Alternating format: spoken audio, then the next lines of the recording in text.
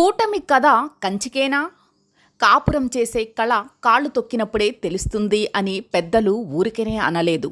ఆ సూక్తి ఇప్పుడు TDP, BJP, Janasena కూటమి నిర్వహించిన మొదటి సభతో నిజమని తెలుస్తోంది. మోదీ, చంద్రబాబు, పవన్ పాల్గొన్న ఈ సభ అన్ని విధాలా భ్రష్టు పట్టింది. ఏ విషయంలోనూ, ఏ అంశంలోనూ, ఏ విధంగానూ సభ ఆకట్టుకోలేదు. ప్రధాని నరేంద్ర మోదీ మాట్లాడుతున్నప్పుడు మధ్యలో పలుమార్లు మైక్ కట్ అయింది.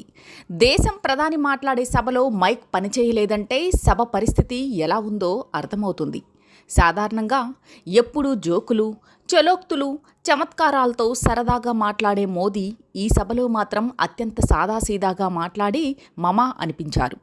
చంద్రబాబు, పవన్ కళ్యాణ్ ముఖాల్లో జోష్ కనిపించకపోగా అందరూ ముభావంగా ఉన్నారు.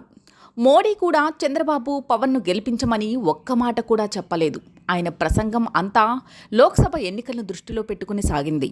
కేంద్రంలో తమకు 400 సీట్లు ఇవ్వండి అని కోరారు తప్ప చంద్రబాబు గురించి ఏమీ చెప్పకపోవడం టీడీపీ, జనసేన శ్రేణులను పూర్తిగా నిస్తేజంలో ముంచేసింది. కూటమికి ఎక్కడ లేని జోష్ తెస్తుందని ఆశించిన చంద్రబాబు ఆశలపై చిలకలూరిపేట సభ నీళ్లు